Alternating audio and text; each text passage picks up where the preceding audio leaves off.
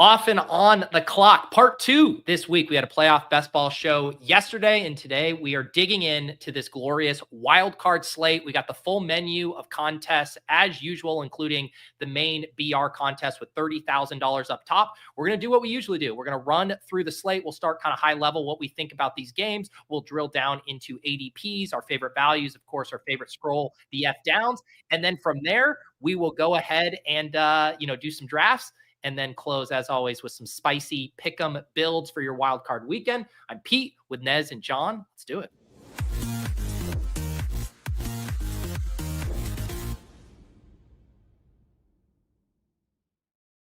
All right, long time no see, fellas. We mentioned this yesterday. I wrote it out in a tweet because I'm certainly feeling my head spinning in a lot of different directions. But I think this has to be the greatest drafting day of the sports calendar at this point. It's up there. I mean, we are guilty as charged with the constantly saying that, Pete. I feel like we say that once a month as like a new sport rolls out, as a new contest rolls out. But yeah, this one does stick out in a big way today. Definitely. I mean, we never had NBA Dog Bowl before, so having that, I mean, we're not talking about NBA, of course, but that coupled with, we'll get there, I mean, Wild Card Weekend, dude, is always just so sick for BRs. It's nice and condensed, which does provide some, in my opinion, even stronger leverage than in past weeks where you can scroll down pretty far. I think this week the scroll down options are like, people are just way more concentrated around the studs in these playoff games. I think there's some pretty fun leverage points to get into. For sure. Yeah, it's it's not as big as a normal slate, but I think there are lots of fun paths, specifically at the onesies. I really do think there's a ton of different things you can do there. We're going to go game by game, but it is a really good slate. I'm excited. I'm going to be putting in my same amount of volume as normal. I'm going to max the BR. I'll be in all the side contests. I'm even so jazzed up. I'm making a run at maxing the Wildcat, which I never do. But I've been ripping Wildcats too. So I'm excited about this slate. That's awesome, man. I love that. I respect that hustle right there. I mean, one other thing, like just from like the casual drafter's point of view, it's a great sweat experience, wildcard weekend. Even if you just throw like $20 worth of bullets in, or I guess you have to throw $21 worth of bullets in there, you're live for 3 days. Like that doesn't happen in other contests that we provide usually, So that's just the sweat experience in itself is great. For sure. Yeah, I think that's part of too why it's like not only is it like our last really big full slate, but getting the 3-day sweat equity out of it is pretty fun. Yeah. And just to set the table a little bit, like we said, if you guys are looking for playoff best ball content after the fact, definitely go back and watch yesterday's show. We had a lot of fun drafting teams, but I also think some really good nuggets and hopefully inspiration into pushing you into some creative builds in your final drafts. I know Underdog just launched another mitten. So if you missed out, a nice $5 price point there if you want to go, test out some fun ideas. And then these guys are going to be doing a hoop show directly after this for members only on the Badge Bros channel. If you guys are looking to take stabs at that Dog Bowl qualifier, I can't imagine missing that show. I myself will be tuning in to get a little hoops drafting in as well. So that is the lay of the land for today's show. But as I get the screen shared, why don't we just start high level here and start talking about some of these games, because that will obviously inform how we want to build out our exposures in the BR. Let's just start with that first game tomorrow. And John, I know you like going game by game. What are your kind of thoughts on this opening game? I want to share one little nugget right before that, Pete, that comes off of yesterday's. Is I just got tagged in a tweet like 20 minutes ago that was like the amount of early Rams stuff I'm seeing since the show yesterday is bananas right now. No way. Yeah, Aaron K, LR Aaron K tagged me in that. So the influence is strong with this getting crazy at the front end of draft boards to fade the chalk. I thought that pretty funny when you were talking about that. But yeah, Chargers, Texans. Okay, when you look at the surface of like all these games, doesn't that one just feel like the one that could fall flat on its face comparatively? I feel like the expectation is for it to fall flat on its face, right? Yeah, good point, Nez. Yeah, that is a good point there. But I'm looking at all the O-line injuries with the Chargers. They were moving guys around all over the place last week there. I don't know. Like, what's the best part about the Texans defense? It's pass rush. What's conceivably the best part, or one of the best parts of the Chargers offense was the O-line there. This feels like a feeling out process that both teams try to establish it on one another. That's kind of like my early take. Yeah. I mean, I think the other kind of macro, right? The vibes on the Texans couldn't be any worse. Although I will say you're not getting insane discounts on Nico and Mixon this week. Obviously, like in the playoff best ball stuff, people are like, there's no way this team can win 2 games, but people are still playing those guys as if they could spike. And I do think the Chargers are really interesting, and that Ladd is obviously a very sought after piece, but then everything else is free pretty much. You can get Dobbins in every draft. You can get Herbert. You can get QJ. You can get Disley. And that is interesting to me to have kind of overwhelming market sentiment in favor of the Chargers, but people don't really know how to attack this other than with Ladd. I think the Q tags are impacting that a little bit. The early week Q tag on Dobbins as well. But how are you guys thinking in QJ? Right. Yeah. Because you'd think with the Joshua Palmer news, you'd think people would be chasing that. What did he have last week? 161 something crazy, right? Yeah. There's QJ, right? Yeah, that's what I mean. With the Palmer news, people would be chasing the QJ of last week there, but the QJ Q tag is keeping people in check. And it's crazy because, man, obviously it's a great spot for Ladd. I think at this point, every spot's a good spot for Ladd. But I know, right? The Texans are really susceptible against the deep ball. Like this sets up for a QJ spot as well. Like I really like the passing game element here. The other thing, I mean, I wrote it up for Fantasy Life. I was just checking out our DVP tool stuff again. The Texans are still one of the biggest pass funnels in the league. They are the 3rd stingiest to opposing running backs. It's not saying I'm fully off Dobbins, but if I could just, choose exactly how I wanted to play this, it's through the air here because I think Dobbins will have some tough sledding. He's got the Q tag, and I think they're going to be able to light up this secondary. That's how I like playing it. It doesn't seem like people are going to be going that way too aggressively. I think you're going to see a lot of Ladd to Herbert if Herbert is taking it all, but I would definitely extend that to Disley or even doing like a single stack with QJ here. Cause I agree, right? I do not see like this current state of Dobbins. I think, he's back a little soon. It seems like it's pretty committee-ish with him and Gus Edwards, and they're not winning this game on the backs of Dobbins and Gus Edwards. So I think we're going to see Justin Herbert really slinging this thing. And like I said, it's just not a very popular click right now. It's the lowest total in the game. So, I mean, the leverage is obvious there. And I just think that playing a Herbert breakout with a double is a fun way to go about finding yourself with a unique team. Yeah. Yep. One thing that kind of went one thing that just kind of went overlooked with the Herbert stuff to the tail end of the season there is he was running a lot more too. Exactly. Right? Like the designed rush attempts, like if we're searching for ceiling in those back end rounds, like people were looking for the Hurts Q tag, people were looking for, trying to catch a falling Jaden Daniels, but like Herbert could run a little bit there too. I mean, maybe it was not so much in like the last end of the season, but spotty throughout, right? But he does run, right? We've seen that kind of more than usual, and in these playoff games, right? I think it's reasonable to project him for more rush attempts than you normally would, or more rushing yards than you normally would. Yeah. Yep. And then as far as on the Texans side, I mean, people are just playing this through Nico or Joe Mixon. I'm, in my drafts, I'm not really seeing anyone pair those together a lot. No one's getting to Stroud. No one's really getting to Dalton Schultz. We'll definitely spend some more time on the tight end position, kind of like on the whole. Mm-hmm. But I think if you're leaning into anything that is not a one-off Texans piece, you're probably pretty unique. Yeah, definitely. Yeah. Fully agree with you there. I mean, I've only done one-offs thus far. I'm getting a kick out of seeing our boy, Nez's boy, Deontay Johnson's name right there. You know who the Ravens and both the Steelers could really use this week, Nez?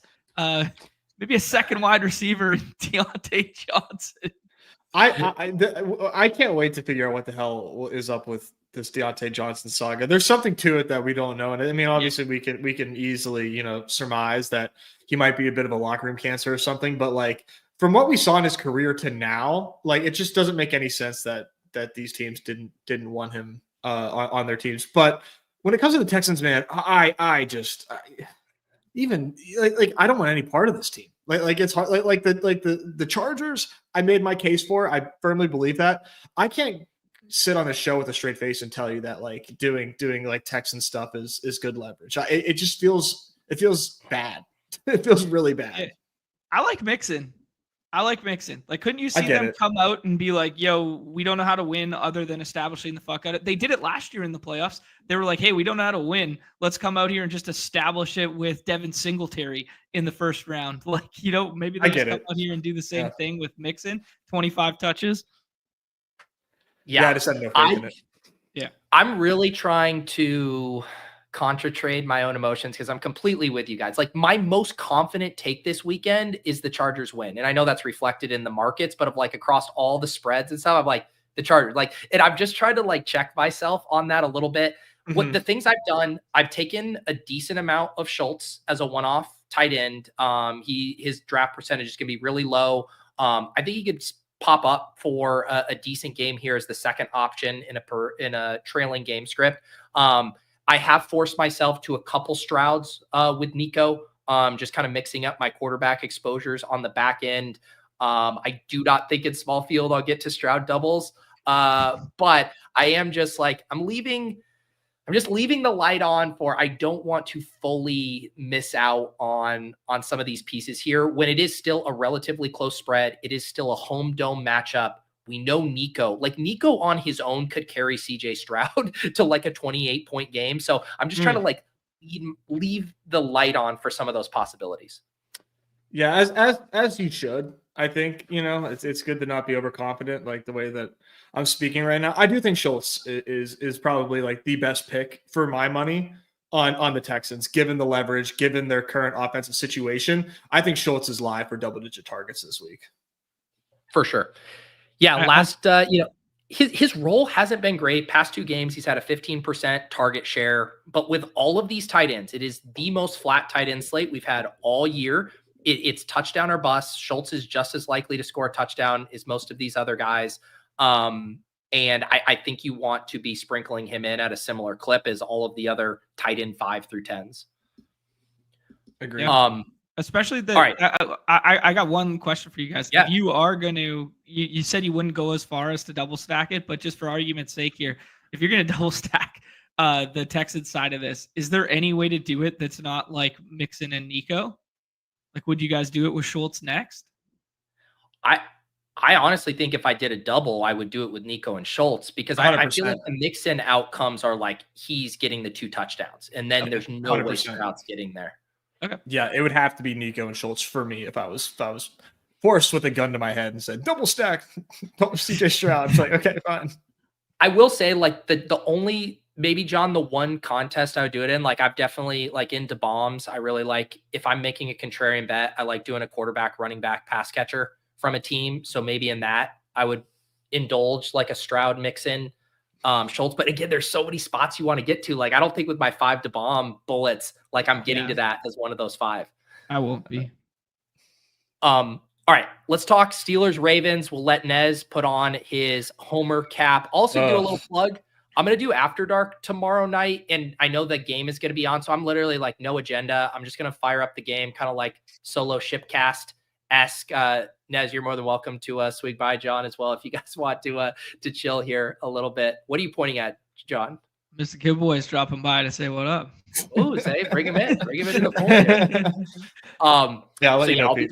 I'll be doing that. But yeah, Nez, why don't you kick us off with the Steelers? Obviously, big dogs here, completely disrespected in the underdog market. What do you think there? Yeah, are they disrespected or are they properly respected? Who's to say? No, I totally get it, man. I there's not a lot of hope for the Steelers here. Like they're not. I can't imagine if the Ravens are moving the ball at will that this game has any hope for the Steelers. I mean, nobody does. If the Steelers are winning this game, it's strong defense, splash plays, turnovers. things like that. It's hard for me to get to the Steelers, but like George Pickens, though, I like George Pickens as a scroll down wide receiver. I've done these drafts, and George Pickens is there in the 6th round a lot. And I mean, like, we've seen George Pickens go off time and time again. And at one point in time, we thought this Baltimore secondary was like one of the worst in the league. I mean, I know they had a really nice finishing, at end of the season here, but in part of that is because they played the Steelers twice, but they didn't really play a whole lot of anybody. So I don't think it's crazy to think like Russ Moonball here. Hey, season's on the line. George Pickens, we believe in you. Type of offensive planning here would not shock me. And I also wouldn't be too afraid of doing a scroll down Jaylen Warren either. I mean, I know this is coming from me, but I think they kind of showed us late in the season that they think Jaylen Warren is better than Najee Harris. We started to see a little bit of a flippening there for the usage. So I think a scroll down Jaylen Warren is not crazy either. But I mean, man, it's so thin, and obviously so, right? They're the biggest dogs on the weekend. So I don't have a lot of faith. Little precursor there, Nez. I tend to agree with you here with the Jaylen Warren stuff. I was looking at the Pick'em lobby earlier for our later segment there, and I was liking a little bit of the Jaylen Warren, like, hey, it's time to just lean on your best back right now, especially in a pass catching capacity in a trailing script potentially. So yeah, I like the Jaylen Warren as a scroll. I definitely like it off of like Lamar skinny stuff. Like I did a Lamar Andrews this morning, and then just a little Jaylen Warren sprinkled in the last round there. I was just thinking about Steelers there, Nez, how the pendulum has swung on you guys emotionally so many times this year, where it was like, oh, Justin Fields, this is our guy. This is going to be so fun. Then everybody gets mad about the Russ thing, and then they come in and Russ balls out, and it's like, is this the best team in the AFC? Holy shit, they're going for it. And now it's like, oh yeah, by the way, they're double-digit dogs in their first playoff game versus a division rival that they're playing for the 3rd time this year, which is kind of crazy. Yeah. I love the Pickens shout. I also think he is an extremely good bring back on Ravens stuff, because you're basically saying, if I'm playing Lamar, if I'm playing Andrews, Bateman, whatever, and he is, surpassing Daniels and Allen, and like, how is that happening? Well, they get pushed a little bit, right? Like, if the Steelers flop here, Lamar, it'll be very hard for Lamar to be the optimal. Is it possible? Sure. But I think you want the moon balls hitting. You want the Steelers hitting some splash plays, in the Ravens not feeling comfortable just running Derrick Henry 30 times here.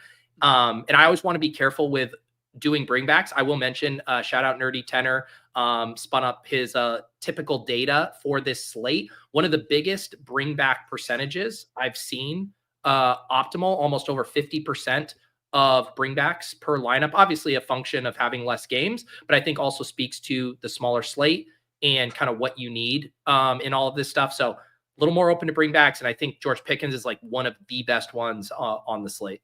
Nice. So his data said that this was like the best spot for bringbacks. Not this specific game. The overall slate has a higher percentage of bringbacks than on normal. In general. Got it. Yeah. That principle. General. Yeah. Where we're normally like almost avoiding it. So yeah. Okay. Exactly. That makes sense. Maybe that's a good macro conversation for a second. Like, this is our first main slate that, is a short slate in terms of like games. Is there any merit to just like betting entirely on one game environment? Like, is there a game environment on the slate that just is like, yeah, just go all in and take 6 guys from that game? Or is that like too extreme? I mean, it does seem a bit extreme. I think the obvious one would just be like Commanders, Bucks, but yeah. It seems extreme. Yeah, fair enough. Yeah.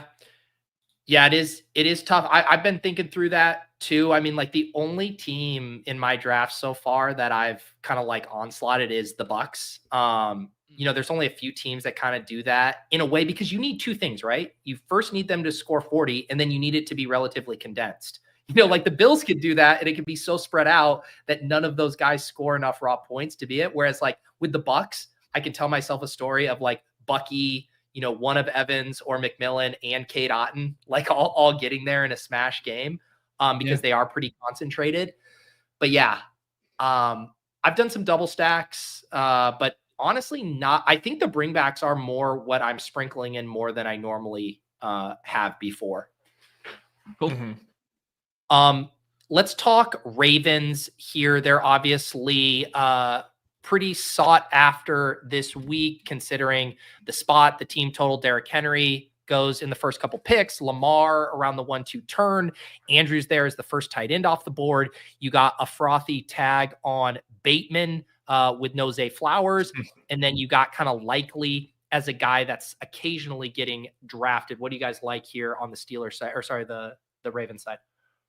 Yeah, I mean, I obviously just like it in general. It does scare me that it's third time divisional matchup there. But yeah, Lamar's had the ability to run here despite TJ Watt kind of like following him, chasing him around, that sort of thing. So I do like the Lamar upside just in general. Obviously, I think he's my favorite quarterback play on the slate. Not price adjusted, but just favorite quarterback play in general. But yeah, I think you can get some funky scrolls here and do like some contrarian paths because he's going to be paired with Andrews and Bateman so much because it's so easy that I think if you want to go Galbrain on the Aguilar or on the Justice Hill, I think it's totally fine as a 6-round scroll. But I won't play them as one-offs. I would just play them as skinnies. That's kind of my only little stance. I think it's hard not to love the Ravens, like you said, man, and finding ways to play the Ravens in unique fashion. It's hard to get Henry and Lamar together on ADP, but I'd be like more than willing to be able to do it. I mean, like the Steelers defense, like at the end of the season just has not looked formidable at all. Like it just, and you were seeing too, like, you know, hand on the newsprint here, a lot of like comments about how there's like a cancer in the locker room and like everyone's trying to guess who it is. On the defense, like they're not communicating well. There's been a lot of talk about how, like, yeah, we're like our preparation needs to be better. It's really odd.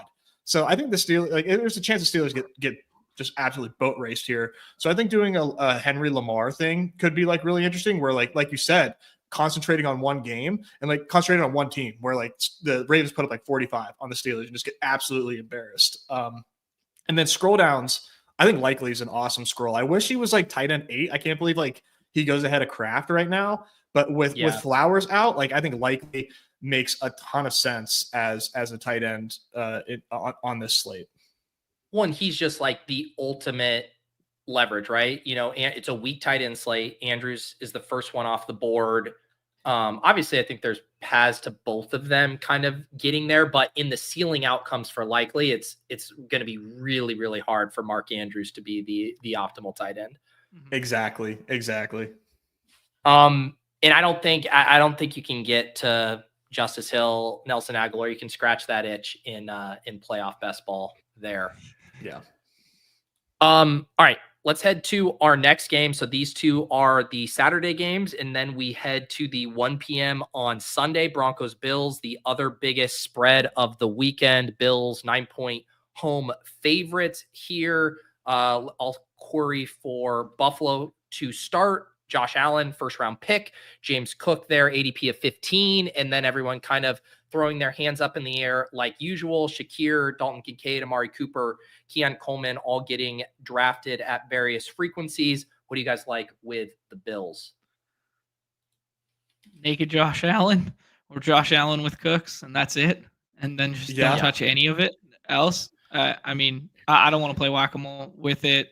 So we've seen this story play out many times this year. Like, how many times has Josh Allen actually dragged a receiver along with him that was meaningful on a slate, or has it just been naked Josh Allen in 6 persons?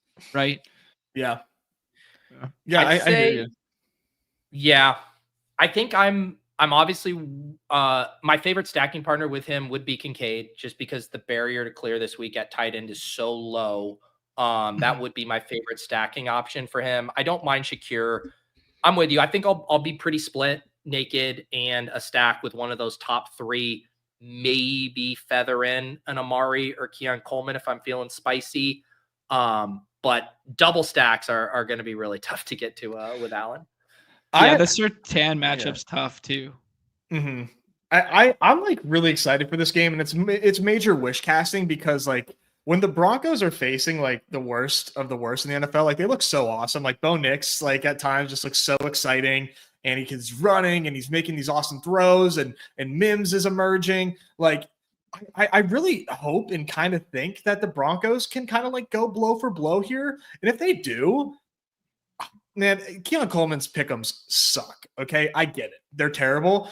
I just can't help but like see like a Keon Coleman explosion game here where it's like he's this awesome rookie. They've been like kind of bottling him up and like kind of spreading out the offense a little bit here. But what if it's like go time and they're like, oh shit, like we're kind of getting pushed by the Broncos here. And then it's just like deep ball and deep ball and deep ball to Keon Coleman here, and he has an explosion game. The pick'ems tell me that I'm like out of my mind with that, but like I'll tell you you're out of your mind. But I mean, dude, he's their deep threat. Like yeah, he's their deep threat, and I just can't help but see like shades of like the Gabe Davis wildcard game here, or divisional game with Keon here, man, and like he's totally undrafted. Yeah. No, and I think there is the stuff too. The barrier for perfection in this slate, I think, is going to be a little less. Typically it's just like when we had those 10, 11, 12 game slates, I mean, it's just like you can't take these guys. Like they just don't have the 25-point ceiling. I think you might be able to win the BR with an 18-point game from your last round pick this week, to Nez's point. Yeah, that's a good point. And two, like we get all excited about these games. Like we see the kind of, crazy shootout upside for all of them. But at the end of the day, there's probably gonna be one or two of these that really pop off. And being concentrated on those will probably go a long way. Let's talk about the Denver side. Sutton really the only player getting drafted in near 100% of drafts. Mims, Bo Nix, a little bit. The Broncos running backs not getting touched. For me, it's kind of the top four guys here. I am sprinkling in a little Jaleel McLaughlin, prefer him to Javonte. But are you guys getting to any Denver stuff, I guess I should say, other than Cortland Sutton? I did naked Bo Nix earlier just because it's a more palatable click when you get boxed out and you build out a different game early and then you don't have a stacking partner for Herbert or Darnold or Baker kind of deal at that back end. So I think naked Bo Nix will get played, especially after it hit so strong last week. I think it'll get played a little more than we would give it consideration right now. But outside of just like a couple skinny stacks and only skinny stacks, yeah, I'm kind of good with it. I like Mims, man. I think like Mims is like clearly established himself as a wide receiver 2 here. This is a 48.5 total. Clear dogs here, probably trailing most of the game. They're going to be taking shots to Mims. Like there's just no doubt in my mind that he's going to be attempted to be involved quite a bit here. Definitely in play for me for a core play later on in the pick'ems. Ooh, fun. I mean, his most recent stuff has been manufactured and low ADOT, which is kind of fun for where Buffalo, like you think of him as a deep threat guy. He hasn't been that. Well, in Cincinnati, he had that big bomb. Yeah. Well, like the one isolated play, but like the stuff that they've been designing for him has all been like low ADOT stuff, and that bodes well for like Buffalo, who gives it up to the running backs in the pass catching game. Like if you go back to that Buffalo and the Lions game where they were both just throwing to the running backs over and over and over again, like that fits Mims in a big way. Yeah, and it's nice to give you some floor, right? Like some of these. Guys, you don't want to be clicking a guy that's like 0 or 13, like Marvin Mims. You want to be clicking a guy who's like 6 or 20, and I think Marvin Mims has kind of reached that stage there. So yeah, I like it. I think, if you are doing Bo Nix skinny stacks or say bringbacks on Josh Allen, like I don't want my frequency of Mims teams to be that much less than my Sutton teams, honestly, when you factor in the draft percentage and their likelihood of hitting for a big spike. Yeah, I like it. Any other thoughts on this game here? I think Mims getting to some of the non-chalky Bills guys like Nez mentioned with Keon are interesting. I guess I'll give one more shout out to Jaleel. I wrote him up in the Fantasy Life piece I put up today. I think pretty clear indicator he's their lead back. Last week, meaningful game, led them in snaps, rush attempts, and routes. Had a good amount of carries last week. The Bills are definitely more of a run funnel than a pass funnel. I think you can run on them on the inside. I like that Jaleel gives you big playability. I like that they're not afraid to use him at the goal line.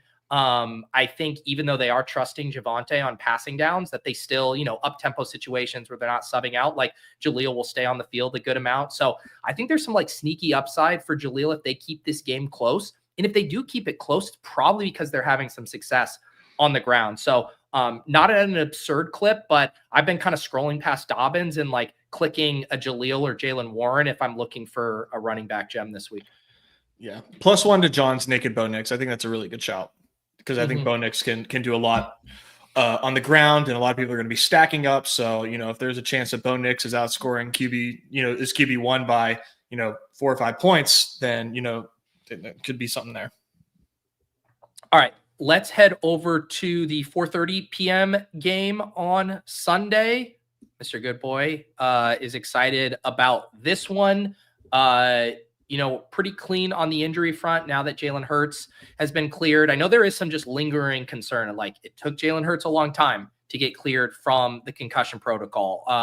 Jordan Love isn't 100%.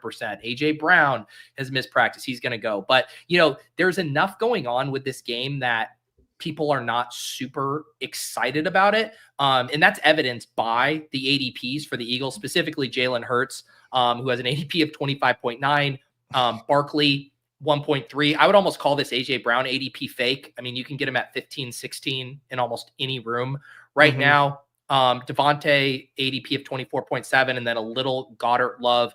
How are you guys feeling about the Eagles? I was loving them early. I was going to jump in front here. I was loving them early. And then we get this big green active tag next to Jalen Hurts, and all of a sudden he jumps 10 picks in ADP. He was available as QB6 like all week. People were like, we got the full practice on Wednesday, but because we had that Q tag, people were still not taking Jalen Hurts, and I just thought that was absurd. But that is no longer the case. That said, he's still too cheap here. I feel like this game is one in BRs now that Hurts is climbing that I'm avoiding. I think the Packers defense is really, really underrated. And there's a chance this game is a bit of a slog. But because they're so concentrated here for Philly, everybody wants to play them. Like this is one of the most expensive offenses on the slate here. I think it's a pretty sharp fade in my opinion. Yeah. I mean, my heart wants to go back to, Las Vegas, Pete, watching it on the big screen there, the Brazil game, week 1 here between these two teams, and it looked like the shootout of all shootouts and good back and forth. And then, I just don't see it in that same capacity. I'm kind of in line with Nez here that I think the Packers over the last couple of weeks, man, the pass rate over expectation way down. Some of that piggybacking off of Love being banged up, and then obviously no Christian Watson this week. I kind of want to talk about the Jalen Hurts ADP just kind of in general, because I was thinking about the quarterback position, and I got him in the 6th round a couple times this morning when I was banging out a couple there. And I was initially like shocked, like, wow, we're accustomed to taking him like so high. But then when I zoom out and think about the slate, and then I think about Tampa Bay has 4 pieces or 3.5 pieces that go every single draft ahead.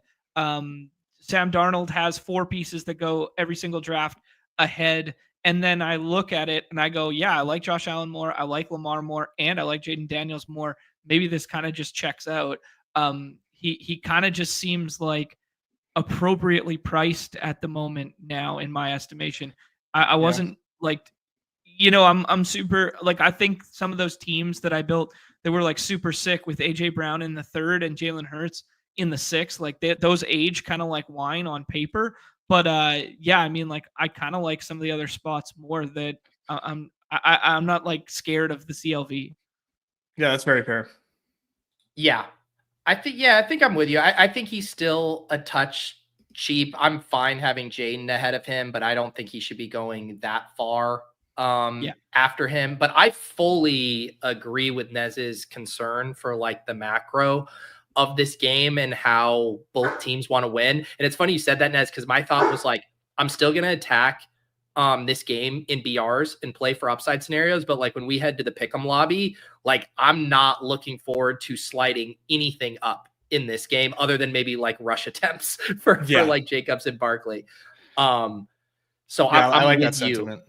But like I said, I think I told you guys, like I did a draft earlier today. I did one of my single entries here, and the prices on him, I did this extra point one, and I was fully ready to set up like a Stroud to Schultz. I was like, let me get cheeky here. And then like Hurts falls. There was a couple of these drafts I did. But yeah, Hurts falls all the way to like the last pick. And it's just like, okay, like I guess I'm doing that. Yeah. All right. Let's head over to the Green Bay side. People really don't know what to do with the Packers other than selecting Josh Jacobs at ADP, who goes right around, James Cook there around pick 15. And then you got Jaden Reed, 35.1, Tucker Kraft, 35.3, Dobbs, 35.8, Wicks, 35.9. And you can get any of those pass catchers in any draft you want, including obviously Jordan Love, who I barely see get drafted ever. Any thoughts on the Jacobs ADP or other creative ways to attack this? I think my favorite way to attack this is Dontavian Wicks. Scrolling down to him, I think is a lot of fun. He is kind of we've known it all year. It's like he needs Watson off the field to have any sort of success. And he slides right in and takes over that Watson role and like might be a better job of being Christian Watson. I mean, in all likelihood, like when he's on the field, he actually has pretty decent production here. I think they're going to end up having to throw the ball in this game. And to me, like Jaden Reed, just like unfortunately, just I don't know what happened to the guy. He's just gone missing. He's just not doing anything for us fantasy wise. Still the wide receiver one in Green Bay, despite that. Like Dobbs is just sacrificial X, and then we have Wicks, who I think has like the highest ceiling here, wide receiver 3 on the team, and like virtually undrafted. I don't know if we were to estimate draft percentages here for Wicks, but it would be like 5%. Yeah, like that as a one-off for sure. I think Love is a cheeky double stack, but like, man, that secondary's been like so good since the emergence of Mitchell and Cooper DeJean. Like, I'm legit scared of Eagles defense, and like, you would really be thinking about it through the lens of like last year, Nez, when you did the Packers stuff versus the Niners there, and people were scared of Niners defense. It's literally through the lens of like, they get up by 2 scores early. So if I'm building out this game, I want this to be like a full onslaught thing that starts with Saquon scoring twice. You know what I mean? And then it's double Love bring back kind of deal. Yeah.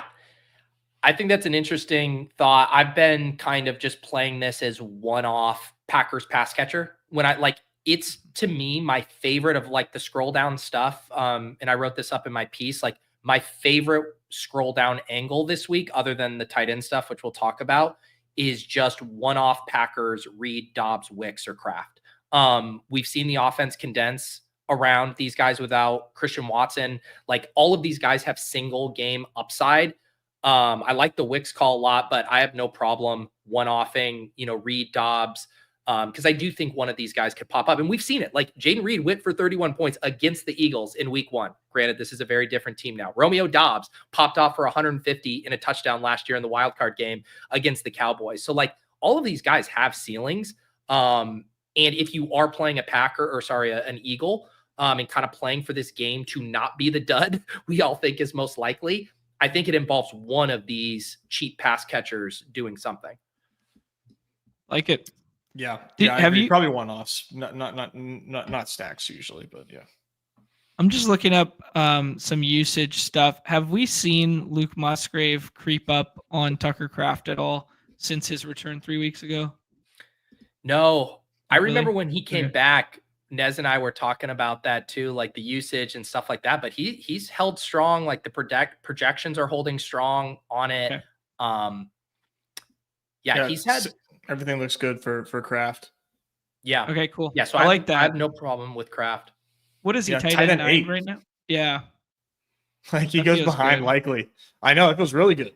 Yeah. Right. Cause like Kraft is, he's like, he's the prototypical safety dog, right? His ADOT is always so low. But he's kind of nice with the yak. So I mean, I'm a big Kraft guy. I like that a lot, and I want to talk a little bit about tight end on the whole once we're done with the individual games, but let's go ahead and hit the game of the weekend. I would say if you're just looking at the total 50.5, we got Commanders at Buccaneers. Let's start, with the Bucs. I think that's like a clean place to start. Bucky, round 1 pick. Evans goes at the top of the 2nd round. Jalen McMillan, a really frothy ADP. I have a little maybe bone to pick with it with Cade Otton back. I think maybe it's just a tad frothy. Baker Mayfield, nice price there. Cade Otton and Rachaad White, I think, are both also in the conversation, just knowing when this team rolls, they bring along 3, sometimes 4 guys. What do you guys think about the Bucs ADPs? I get it, right? I mean, everybody's super, super excited to play these Bucs. And to be honest, like, it could just be like Baker Mayfield week all over again. He just continues to be disrespected. I mean, every single slate that he's on, like, he just continues to just be like the top of all the QBs. And every week we're just like, give me the name values instead on Baker. But yeah, I think Baker doubles, man. I mean, I'm sorry, John. I know that's your line. But I like how do Baker doubles not feel great here? But like at the same time, I think everybody is sort of thinking that, right? It's a 50-point total. Everybody knows that this is like the game to be stacking, but I can't help myself. I think I'd say I agree with everything you guys are saying there.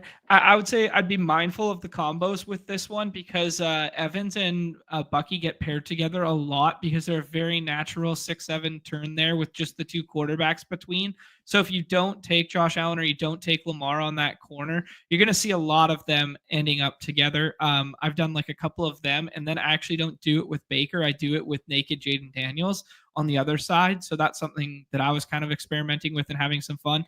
I just want to highlight the fact that the Washington Commanders are playing fucking chess out here, not checkers. Marshawn Lattimore, full circle narrative. We talked about Mike Evans last week getting a little bit of a week off against the Saints without Lattimore there to get his 1K. And now he has to come back and face Lattimore. Lattimore's been banged up this year, but man, he's played. Okay, I got this right here. He's played 21 games versus Marshawn Lattimore. How many games has he gone for more than 100 yards versus Marshawn Lattimore? 21 games. 0. Ooh, that's bold. I don't know. It's still Mike Evans. 1 time. 1, dude? Wow. 1 game.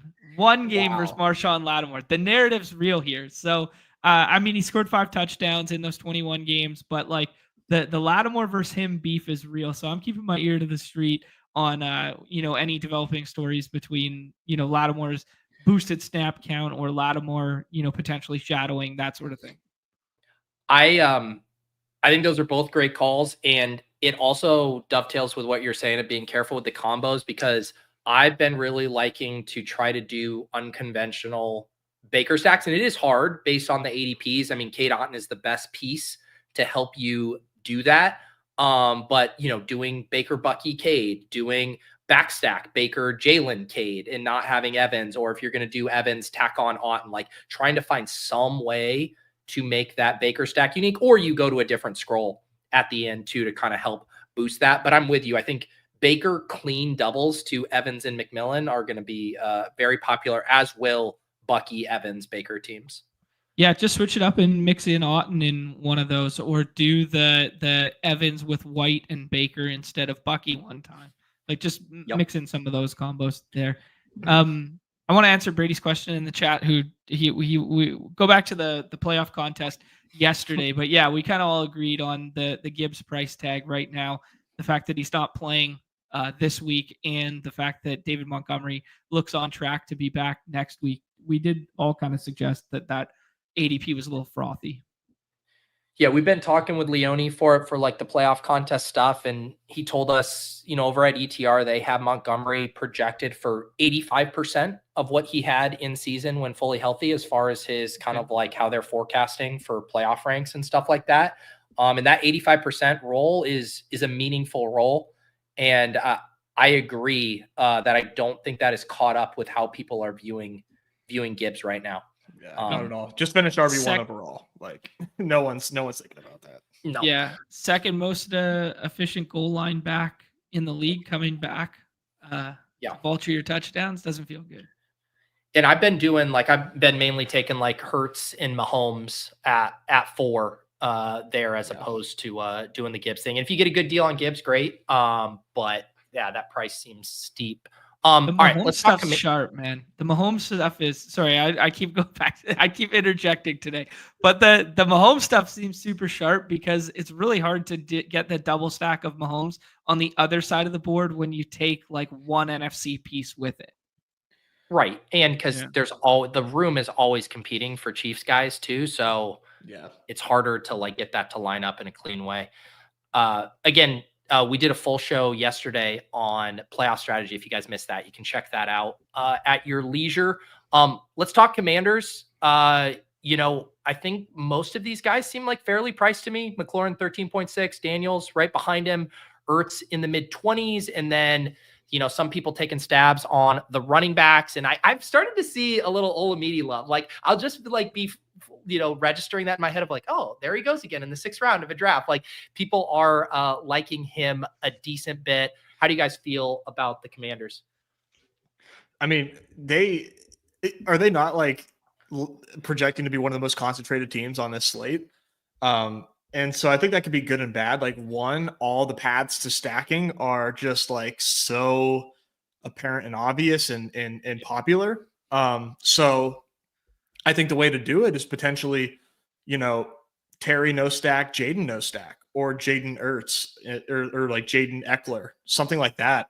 Just because, like I said, they're so commonly paired together that you might be better off doing a one-off of those guys and avoiding, popular combos. But like, you got 4 other picks to make. You can always deviate elsewhere. But to me, it just feels like a stack to avoid. Okay. Yeah. Yeah, I hear you. One thing I do notice, these guys will randomly slip in drafts. Daniel sometimes will, like the board will fall in a way where, the 1-2 turn drafters grab their quarterbacks. The other drafters kind of pass on it. And then you can get Daniels cheap. And then sometimes it's like, holy cow, I took Terry and then I got, Daniels in the 4th or something. You can kind of sneak some stuff in that'll feel good. I'm with you. I think, you guys were talking about Bo Nix, Jaden Daniels, obviously a really good way to play this as a naked angle. If you think like, hey, it gets spread around, McLaurin, Ertz, Olamide don't necessarily have the 18 plus point, game that you would need for them to be in the optimal.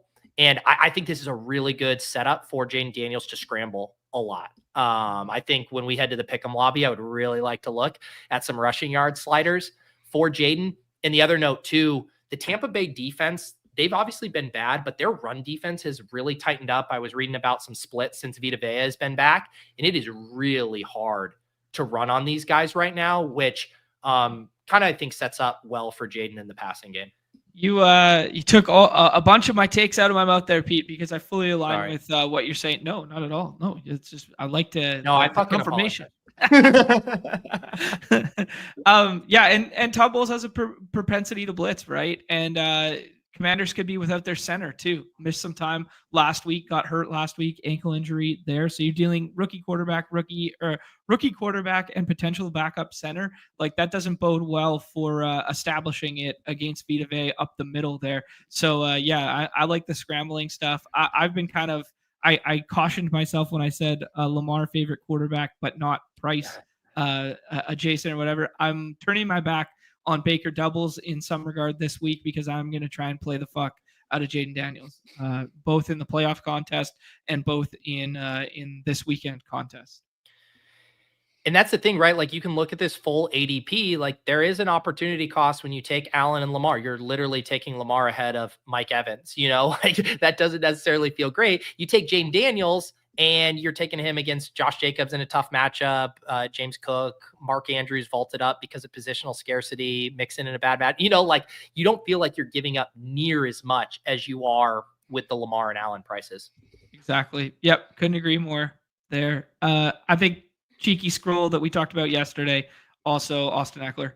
Just same narrative of ball out quickly, some design screen stuff. Inability to run. I mean, look at Brian Robinson's box scores. So it's like we're still treating him like mid-season Brian Robinson, but like, man, it's been ugly for a minute now. You're basically treating Brian Robinson like a tight end, and you're just hoping he scores 2 goal line touchdowns. Yes. Yeah. Yep.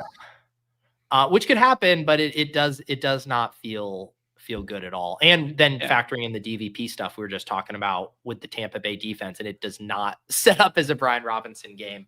No. All right. Last game on the slate, the Monday Night Hammer. It has been moved from Los Angeles to Arizona because of the fires. The over-under here set at 48, and Minnesota is now up. I think they were -1 when it was in LA. It's now up to -2.5. Maybe some of that home field advantage being mitigated there. Vikings, Rams. I'll pull up Rams ADP first. Puka Nacua, Kyren, both going in the top 10. Cooper Kupp, a bit of an afterthought, as is Matthew Stafford, Higbee, and the other pass catchers. How are you guys thinking about this team? Because they almost set up, ADP-wise, sentiment-wise, how people feel about the Texans, where it's like, I'll take Puka and Kyren, I'll take Nico and Joe Mixon, and then fuck off with everything else. Yeah. Go ahead, John. You seemed well. eager. I just want to ask you guys about the move there, because the Rams fans renowned for being such a traveling, passionate group. I know it's only like a couple hour drive to Arizona. What is that? Probably 3 hours. I think I've done that drive once or twice there, but I could see Minnesota flocking to this game, like fans wise, and this doesn't feel like Rams home game at all, right? I don't know, just kind of like throwing that out there. In some, I was kind of bullish on the Rams stuff because of price tags, and just because I like the spot for the pass catchers in particular. It is a very tough run defense matchup there, but if Kyron's getting 100% of the usage, by all means. But I agree with you, super concentrated. I think Puka is WR1 this week for what it's worth. That's how I'm playing it, just as like the volume thing. But man, it's really hard to click Stafford. I think Higbee's a little cheeky. Maybe they've been saving him since he's been back here, and he's the most talented of the bunch that they have there. That's kind of all I got is Puka 101, and then 5th and 6th round Kupp and Higbee kind of deal. Yeah, I mean, the Cooper Kupp's role right now, or not role, just production, is just abysmal. It's absolutely terrible. But it seems like every team's game plan against the Vikings is to chuck it. So, but we know that the Rams are not scared to give Puka close to 20 targets. It's just I feel like I'm with you, man. I think it's the Puka game. But it's hard not to think back to the Cooper Kupp that we know and think about the Vikings being a pass funnel and not want to mix in late round Cooper Kupp. It for me, I can't bake in this recent Cooper Kupp these performances. I just can't help but tack on Kupp.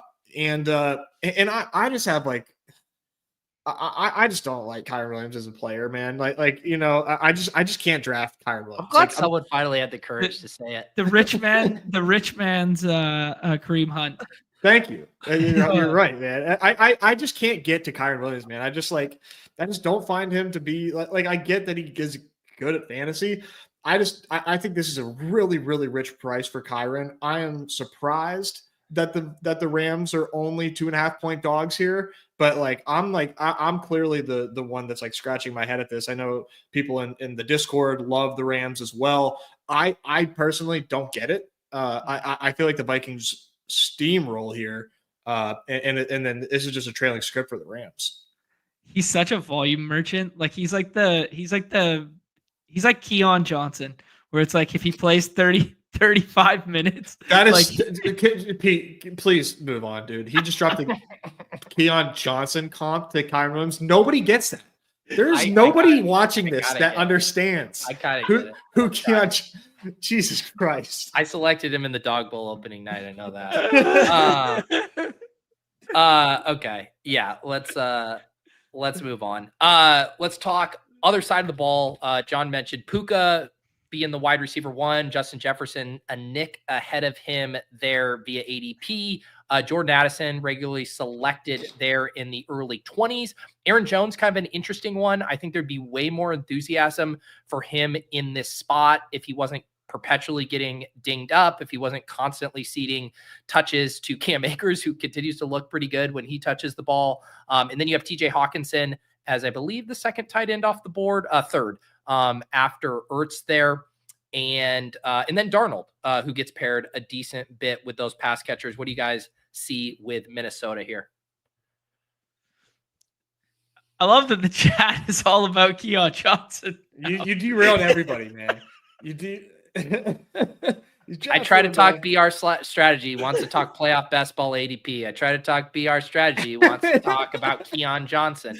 Tune in for the Badge Bros show. That'll be here in about 30 or 45 minutes.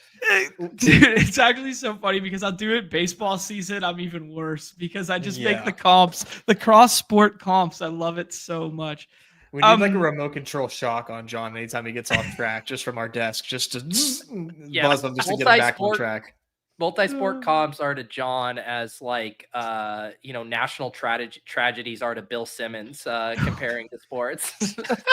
Have you guys seen that comedian who does the like Bill Simmons reaction? So good, dude. So good. Go ahead, John, if you want to start.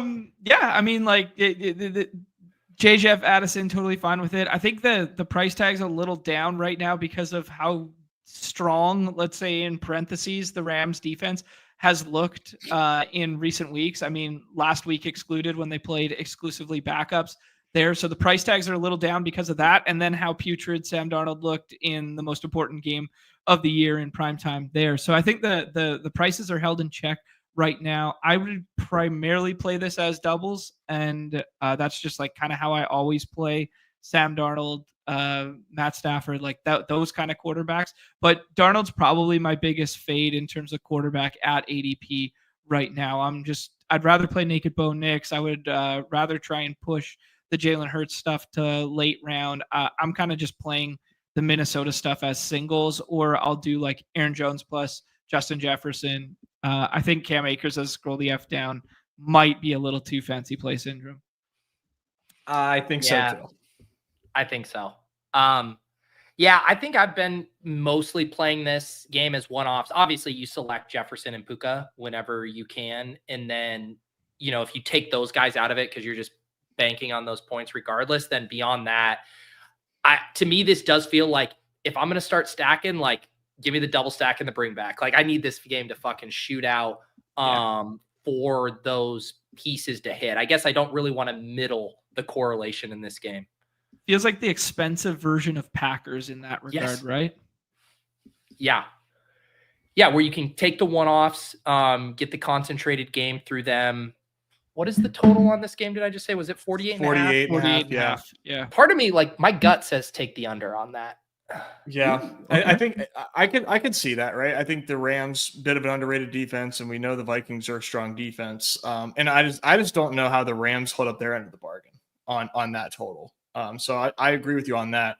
I like the Vikings a lot here, man, just because like what everybody just saw of Sam Darnold is like who we think Sam Darnold is like forever. And like we can never get those like 25-point, 30-point Sam Darnold games ever again because we just saw him look bad in like the biggest game of the season for the Vikings. I'm willing to play Sam Darnold every which way, dude. Give me Darnold doubles, shout out Viper, give me Darnold skinnies. I mean, just the fact that he's so cheap and going to be so low drafted in a spot where like, it's just part of my conviction of just thinking that the Rams are just very beatable and that I think they're overrated. I think doing Darnold, with any of these pass catchers, maybe even like throwing in Aaron Jones, where like if I am correct and like they do roll, you probably want Aaron Jones too because he's probably scoring touchdowns as well involved in this. So I think the Vikings are like one of my favorite ways to play this. I have Justin Jefferson 101. Okay. Yeah. Respect it. Okay. Yeah. I think you can make the case for sure for any of these top four, and I'll toss Bucky in there. I think you make the case for any five of those 101. I don't think there's any like crazy ness, and you'll get some unique combos too. Like if you pull one of these guys, if you're pulling up Jefferson and you're able to capture like two of like Ladd and Terry in a way that you wouldn't if you take Jefferson at ADP, stuff like that or whatever. Yeah. Guys, I want to just throw this question because it got me thinking when Nez said that the Rams have to do their side of the equation there. How many times do you think the Rams have scored 30 or more points this season.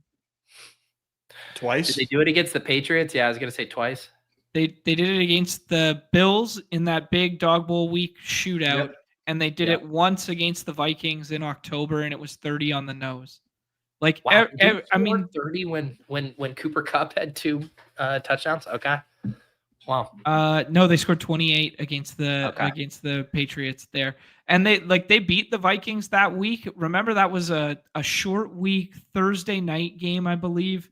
Matt Stafford threw for 4 touchdowns against them, and it was in Los Angeles, and it was like that super weird week where it was like they were gonna forfeit their season, basically. It was like, we're talking about moving on from Stafford, we're talking about trading Kupp.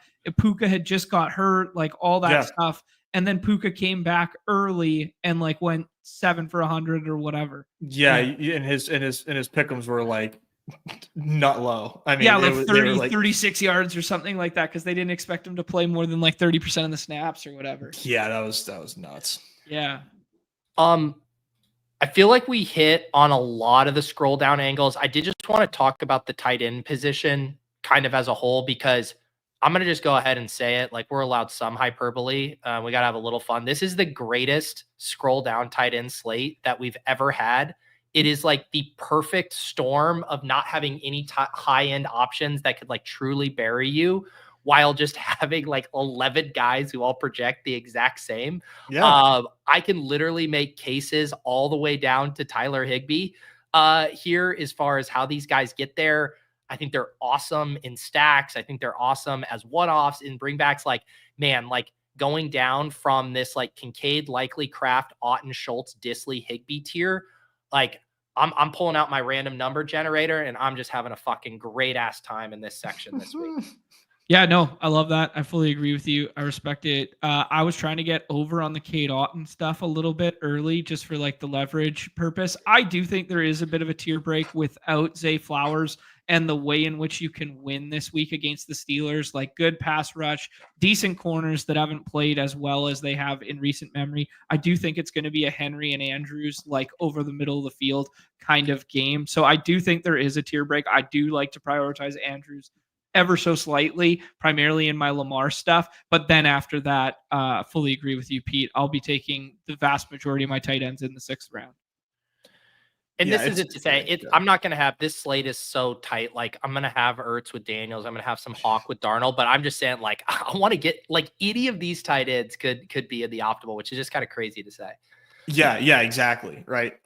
I hear you, John, for sure that, like, you know, if you got your VORP calculator out, Andrews is going to be off the charts, right? I mean, without Flowers here, definitely projects as somebody that can separate more often than not. But, you know, in those, it's definitely like not 50%. It might not even be 25% where he's meaningfully separating. So you might as well give yourself a chance to, you know, get somebody that is low drafted.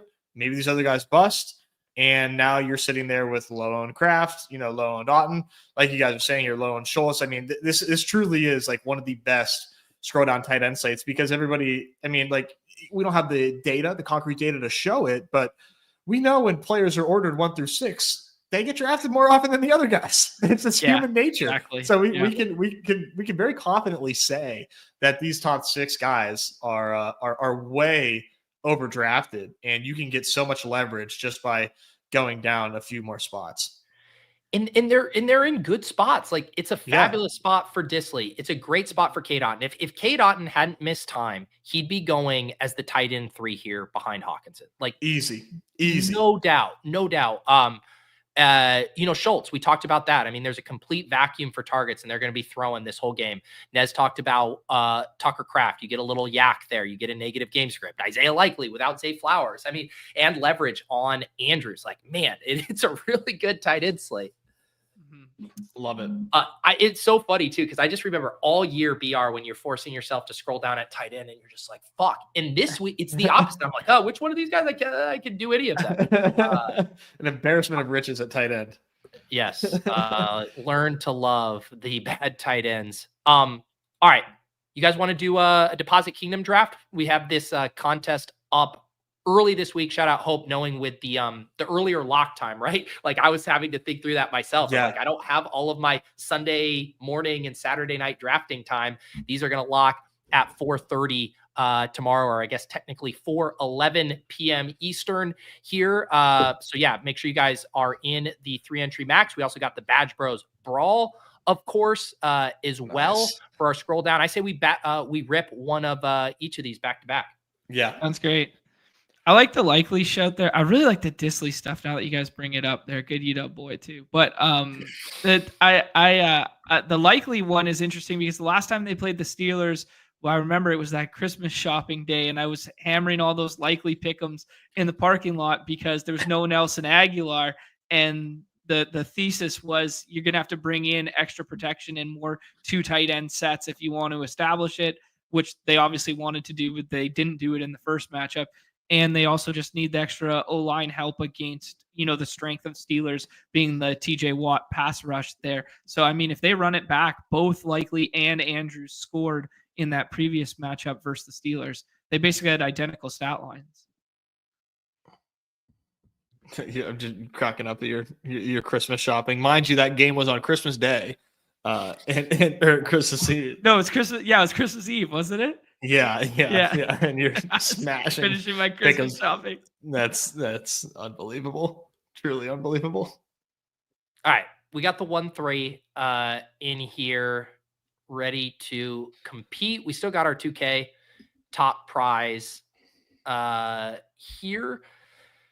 What have you guys been? I mean, Nez, you already said you're. Oh, now we have a classic Nez versus John battle because John said Puka Nacua is his 101. And Nez said Jefferson's his 101. Yeah, but we can try Puka and get different. No. I defer to you, my friend. I did the Kyron thing yesterday in the draft there, and Justin Jefferson is on the cover, plus a touching tribute to our fallen soldier Numi too. All right, we'll do it for Numi. I was gonna suggest, we switch up ADP, but yeah, no, I love Jefferson so much because I like the running backs too that they can get in the second round as well when you do them at 101. That like getting James, I think James Cook is so live to be RB1 this week too against the Broncos. It's so slept on that with all of Josh Allen's production and all of Josh Allen's like rushing touchdowns and stuff, that James Cook still led the NFL in rushing touchdowns this year. Yeah. That's so slept on. And the biggest thing about it, like he's always had the big play ability, but not having the like fucking Latavius Murray goal line picture this year. I mean, it's night and day. Like he would have been like RB30 if they did that bullshit. Like, Pour one out for what Leonard Fournette could have been. Just take him. Evans? Yeah. Oh, I was gonna say just take Josh Allen because I don't see him fall this far. Josh Allen pick 10. This might be like pretty really. I see Josh Allen. I see Josh Allen fall a decent bit, but okay. But I have no problem doing Allen. But I just didn't know if we wanted to set up like a Darnold double. Yeah, but then we have to do like Kyron or Evans against Lattimore, and now John's got me shaking in my boots. Oh God, he got me DVP pilled. Damn it, man. There's nothing. Yeah, there's not a bigger trap to fall into than DVP, but man, oh man. That is the narrative's too good. One thing we've learned in life: you don't bet against Mike Evans, man. Yeah, seriously. All right, I'm making you. We're gonna have to put Mike Evans in one of our pick'ems here. Okay. Yeah. Okay. For passing up on him. So yeah, one hole goes Jaden Daniels, Mike Evans. That's a fun pairing. And now we are back on the clock. I mean, I think we all love Lad, right? I do. Yeah. Yeah. And your boy, where did James Cook win at 9? That's why we got James Allen. You started waxing poetically about James Cook, and then we. I never learn. Yeah, I think that is such a smash, man. I didn't realize. I knew he had a great year. I didn't realize that he like outperformed like all these stud rookies that we were like moved up to the first round in their second years. Like outperformed Garrett Wilson's rookie year. I forget who else. Underdog got a really good tweet about like he had like 1,100 yards. Like Lad is just like so him. Well, and he did it. He did it on like six targets a game there for a stretch. Like we never even saw what happened if they actually opened up the offense, which was the whole concern in the first place. Right. He also looks kind of funny out there. He's got a big ass helmet. Yeah, he's got the big little. The concussion proof Wes Welker from back in the day. Yeah, he's just a little guy out there just absolutely saucing on dudes. Yeah. I try to use the one player. Well, some of the kickers, you see these little guys now, and you're like, you make me feel so old. Lad always makes me feel old when I see his face. Yeah, he is just a young boy. Wow, it's an early nailing pick, is it not? Very. Yeah. Very. This is gonna be interesting to see how we land the plane here now.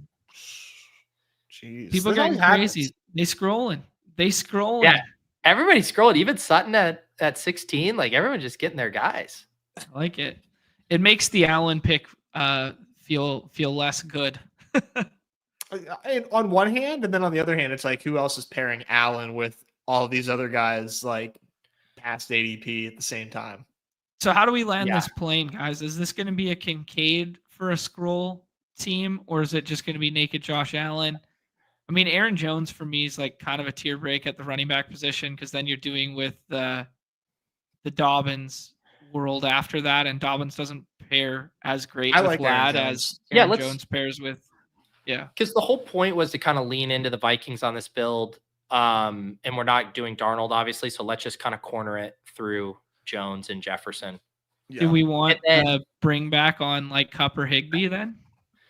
So honestly, like in the smaller field, I think my preferred way, I would probably go Shakir Kincaid on this. But I would be open. I think we should have one bill for sure, and then I'm open if there's something else. Like I know we all like Pickens, like if we wanted to play a one-off Pickens, or if we wanted to do Mims, do a Mims bring back. Let's do Mims Kincaid.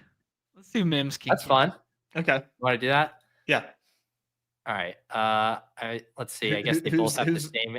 Yeah. I was going to say who's more likely to go. Kincaid is a little bit more important here. Because if we don't get Mims, we could do Jaleel too. True. Or you guys want to get funky with it? Ty Johnson. Oh my God. 100 yards receiving again. Save that for the Badge Bros Brawl, John. The ultimate scroll down contest. That'd be too sick. All right, yeah, cool. This is fun. Yeah. We go Josh Allen to Kincaid, little Mims bring back. We play all the points coming through Aaron Jones and Justin Jefferson, and then one off Lad McConkey. I think a good small field team there. Like it. Yeah, I like that one. All right, let's do a Badge Bros Ball here. I feel like normally when we do the show, that contest isn't up yet, so it's fun to be able to do this. That thing is filling pretty fast. Am I correct? Did that look like that thing? Like, geez, 22%. Yeah. Wow. All right. People love the liking this. 3 persons. I know. It's a good wrinkle. It's a great wrinkle.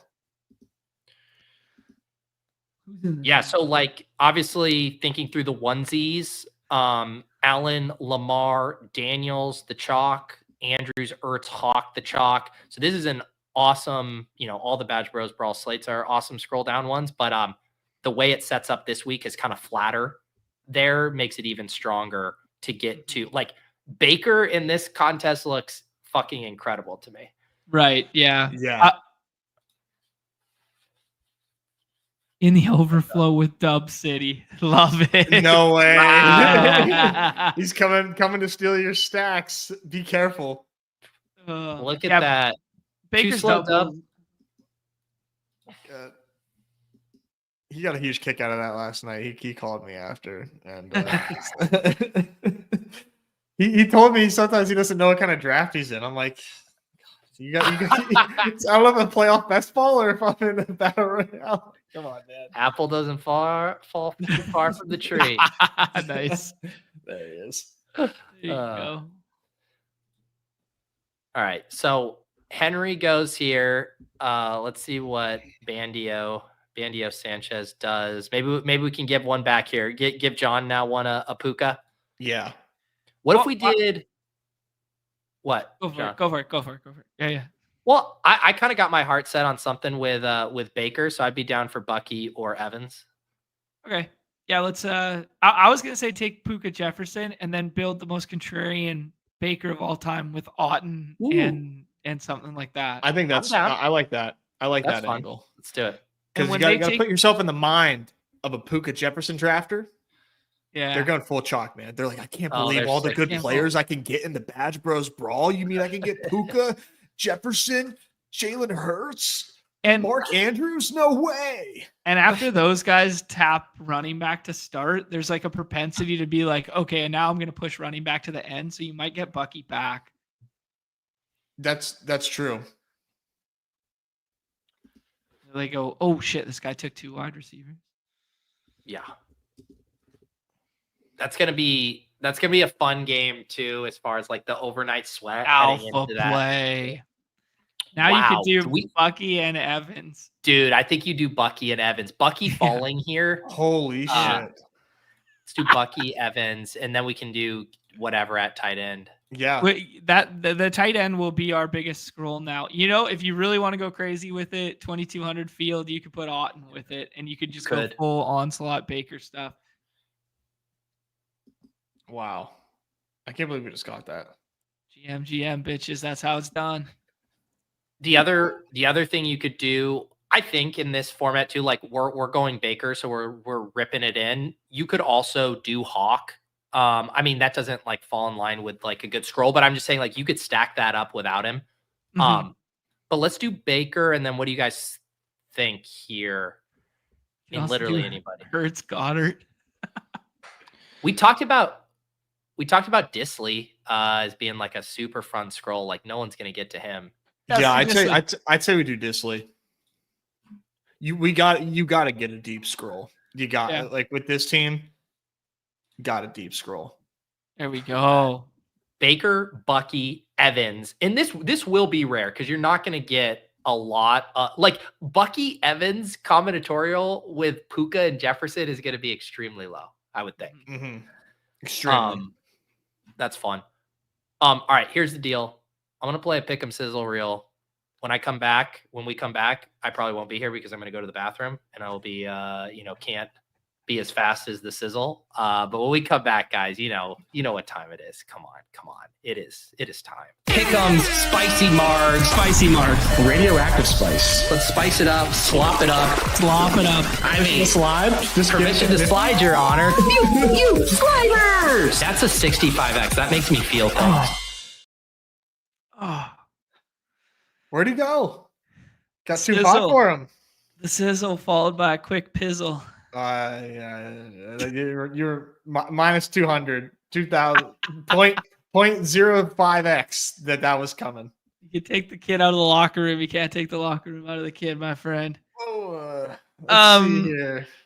What's some stuff that's standing out to you? I mean, we talked early about like some of the core stuff. Maybe we can have 2 in the core for Pete when he comes back. I was in lockstep with you with the Jalen Warren stuff. I think Pete's going to say something about the rushing on Jaden Daniels. What would you add into that as a core play? Yeah, for the core, man, like I just really think that the Broncos are going to be really pass heavy. And what we've seen from Marvin Mims, to me, like, and we have fantasy points now. It's wildcard weekend, so they got fantasy points up early. Marvin Mims fantasy points to me is what's like really, really sticking out. Okay, Let's do it. It's like 7.9. Ooh, 7.55 right now. I'm seeing. Are we building the core? Yeah. We're speaking core. I know for whatever reason. This core is building itself right now. Mims on the fantasy points, the Jaden Daniels stuff, and the Jalen Warren stuff. Like that feels like what's so the Jalen right? Warren? I haven't looked at it yet. I don't know, like combined or receiving something trailing game script there. I think the receptions have changed. I was going to say receptions. It was 2.5, but now it has a docs on it. So, maybe that's not as fun anymore. But do our friends at Unabated have any leans on some I'll take a mispriced peek. stuff? Yeah, I'll take a peek right now. Always got the Unabated up. Let me check out the Jaden Daniels. I hadn't looked at that. I just knew I liked the rushing stuff. Wow, yeah, it's at 48.5, but I still do like it. I know, right? Like, how is he not going to like rush more than usual? Unless he just gets way too in his own head and tries to play hero ball and air it out. But yeah, I see him running quite a bit this week. I also just wanted to look at the lad. Yeah. I like Unabated lad. has sorry. No. You do your thing. Unabated has 2 highest edges. They're not extreme standouts, but they're 6% and 5%. Higher completions, Bo Nix, and lower rush attempts, Kyron Williams. Okay. What is is Kyron set at like 20 plus? Yeah, it's 20.5. I do like the man. I know. So do I. So do I. Hot sauce in the chat too. I did this one with Davis earlier. Jalen Hurts rushing touchdown is even multiplier. Wow. I mean, I don't know if it's a core play, but it is just something that, like, I mean, this dude is what, like 1 million rushing touchdowns on the season? Yeah. Josh Allen is sub 1% or sub 1. I feel like it's John, right? Because Nez, you were all over the Mims. I was really into the Dayton Daniels rushing. What pick did you say you wanted to check out Warren here? Yeah, I liked Warren receptions, like Fitz game script and that. I'm also thinking out loud here. Those are both Sunday games, so killing a pick'em with a Saturday might not be the greatest move in the world. So like adding the Kyron one could be fun because then it's an all Sunday one. Extend the sweat. Yeah. 20.5 is massive for a game where they're dogs. And like in the rush defense is so strong. Like 20 rush attempts. Yeah, the rush defense is so strong until Jahmyr Gibbs ran for 4 touchdowns or whatever last week. But Kyron Williams and Jahmyr Gibbs, very similar skill sets. We got to prove that we know ball for once and put a lower in here, right? Yeah, I think we got to. All right. Here we're gonna lock this in our core. I will get these links flowing in the chat, in the private chat. I'll post them in the Badge Bros channel, in the Discord after the fact. I'll put them in my newsletter tomorrow. You have no excuse finding these links here. All right. We ate our vegetables. We built a course. Now it's time to cook. I will say we don't really have like a slop it up fest in the truest sense of the word. Although maybe we have a wild card adjusted slop it up fest. I think like the chalk one will be like the Washington Commanders game. But I think if you wanted to be like what other people aren't seeing right now that we were kind of all in agreement with is the ability for the Broncos to push game environment with the Bills. And maybe that opens up a little slop it up. And then we also know that Nez likes Mims and Unabated likes Bo Nix completions. That could be a good starting point. I love that. And here's the question. We are going to, slop it up a little bit. Do we want to get some slides on these two? Just a little. Doesn't have to be crazy. This is a cheeky one. Yeah, what would you guys slide for Mims? I mean, John mentioned the lower A dot sort of lends itself to maybe receptions, but yardage is always something that sticks out to me too with Mims. Yeah, I think the yardage for sure because you've seen the home run hit ability, but then the also thing with the low A dot stuff is those can turn into house calls with Mims when they give them those designed low A dot stuff because that's what they're looking for. They're looking for yak monster. They're not just looking to dump off for 2 yards. Like he's not that guy, right? And you look at the multiplier, like getting to 4.5 is just 1.3, but then like him getting to 6 catches, that starts to feel a pretty high there. Yeah. 2.16. Whereas, the equivalent we can get in the 1.59 for just 59.5. I think that feels like the sweet spot. Yeah. Cool. I would play it like that. And then Nick's completions right now is juiced to the low at 21.5.94. So definitely think we should slide this up a couple if we like this lean.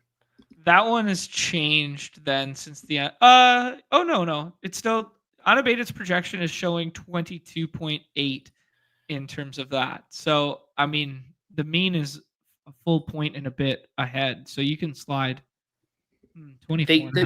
The way they they stagger the completions in a way where there's not as many options. So it's just jump from 21 to 24, but that gets us a 1.45 if we want to play 25 completions for him. 25 completions a lot, but yeah. I hate that the box scores don't show completion. I know. Come on, give us that. I'll see what we got. I'll see what we got for Nick's box score. But I just feel like they're going to be dropping back with him that I can stomach a 24.5 completion. Yeah. He's gotten that. He got against the Chargers, got against the Chiefs. That was against their backups. He's done this. He can do this. I don't necessarily love doing rush attempts for James Cook. I want like the upside of the yards, but like rushing yards feels light here. Yeah, are we keeping him at even, or do we want to do a slide on James Cook? I'm always down to slide. Do we want to include receptions, or would we play rushing and receiving yards, or just rushing? I like scrimmage yards for Cook. I think he can just do a little bit of everything. I mean, you can just take him to 100 scrimmage yards at 1.95. That's what I like. Cool. I'm good with it. I like that. It tells a story. I mean, that's already to a 22.3. Yeah, that's pretty solid. Let's run that as one, and then we can deviate or add to it. I like that. All right. Here it is. So for our audio listeners, Mims higher 59.5, Bo Nix higher than 24.5 completions, James Cook higher than 99.5 scrimmage yards. Look at we're easing into it, guys. You know, we did a 3x. Now we just did a 22. We got 2 to come in here. Cook over 1.5 TDs. Just Leroy Jenkins right out of the gate. We're getting there. We gotta lube ourselves up a little bit. In about 10 minutes, we'll be fucking maxing out these slides. Yeah, God, dude, I gotta actually get a deposit before we can do any more. Hey, actually, good note to anybody. Make sure you guys checked if you got a match deposit bonus or not. I know some of those were flirting around for a 25% wildcard match weekend. So log onto the app there and take a peek. Yes. I took advantage of that yesterday as well. Let's see. Do we want to bounce around to a couple other games? I kind of like that little mini kind of stack we did. You guys want to do something with like Chargers? You read my mind. I wasn't sure where we were headed, but I think Lad reception slide or yardage slide makes a lot of sense, but I am in preference of the reception slide for Lad McConkey. I was gonna say 75.5 is a pretty big number. Right. And he has been a little, he had 8-6. This is a game. This definitely feels much closer to like the Atlanta and New England games as far as the matchup, how they're going to use him. So if you got up to 7.5, 7.5 is a better multiplier than him getting 100 receiving yards. I like that. Okay. 8 catches for Lad. Yeah. Do you know one I like for Herbert? And I wanted to just see what it was priced at, but longest completion. Interesting. 36.5. I think they're going to connect on some deep balls that could obviously correlate, with Lad with one of these receptions, or we could get QJ going on it. We don't even necessarily have to slide it, but I like that. Or we could just play the passing yards. I mean, 231 feels light. Yeah. What does that look like if we do passing for Herbert?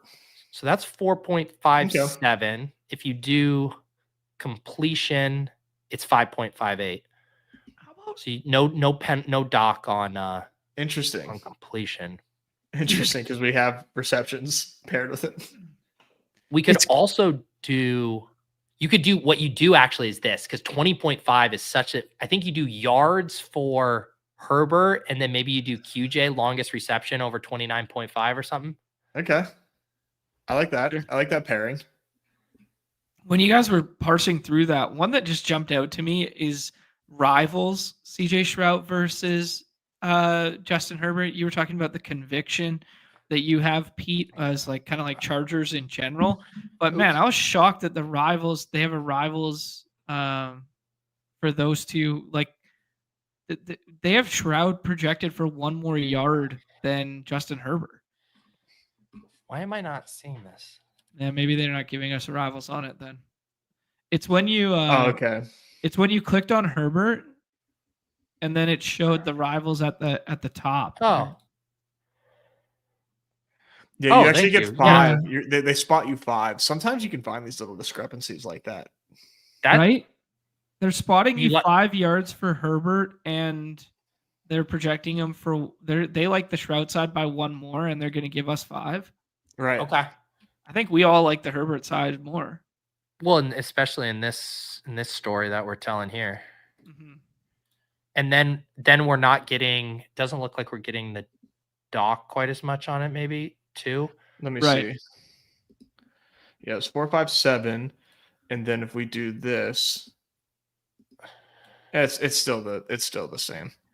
So we can either find something on the Texans, or we can just put one of our other favorites in on this if we don't like anything on the Texans. You have QJ to 29.5. I put QJ to 29.5 and Ladd at 7.5. Okay. You were asking about Mixon, John? Yeah, what's it look like? I'm just curious. I think they're going to try and establish the fuck out of it. Whether they're successful, whether they're 18.5 rushing attempts. I mean, his attempts have been, man, he hasn't cleared this since Jacksonville 5 weeks ago. Yeah, right. And like, how does this script get any better? I don't know. What about Schultz? I was hoping it would be 2.5, 3.5, and juice to the under. Man, it goes to show you, Schultz is a good BR pick. Mm-hmm. Yeah. I think I don't love those. What do you guys think about like? And maybe does it make sense to do a Joe? If you guys don't want to do this, it's fine. Just like if you did want to do it, a lower on Joe Mixon, would that make sense with what we're doing here, or no? Since like, you know. I think it could. They could get boat raced, and all of this happens early, and then the Texans have to abandon it. Mm-hmm. I like the one Joe Mixon lowers. Okay. What did you like? Nico touchdown from Consigliere? Yeah, that fits the narrative a little bit better than lowers, because you're trying to push for up tempo game environment and push pace, right? Okay. And if we are doing Texans, like I want to bet on like a splash player single event and not, having to rack up like a ton of stuff. Okay. What's Mixon's touchdown? So it's 1.13 versus 0.88. Yeah. So let's take the Nico one. That gets you to a 26.7. That's fun. Yeah, that seems fun. I'm in on this. And I do think like if Chargers are if Ladd is hitting this upper echelon, they're getting pushed. But we did see them against New England, right? Like they just poured it on New England in that game. So I think there's a couple outs to this getting there. Mm-hmm. How about this? Can I offer something? Nothing would make me more tilted if we lose this pick'em because Nico doesn't score a touchdown. What if we run it twice, once with a Schultz TD at a higher multiplier? Sure. Yeah. Okay. Let's do it twice. All right. Actually, let me do this one here. I'm going to put this in the chat. There's version 1. This is LAC Houston. And then let's get us version 2 here, which will include Schultz, which then gets us up to, wait, is that multiplier? Oh no, because it included Nico TD. I was like, whoa, that's a lot. No, let's just go up to 58. Let's just go up to 58. I was like, oh boy, we were about to get the John. Whoa. All right, there's version 2. Nice. Okay. Do we have any like what would be a fun Giga slide, like where we do the 2 players from the same game, like obviously like Puka and Jefferson, right? I mean that one. I think we should take a look at that. Yeah. All right. Let's see. Yeah. I would probably. What do you think?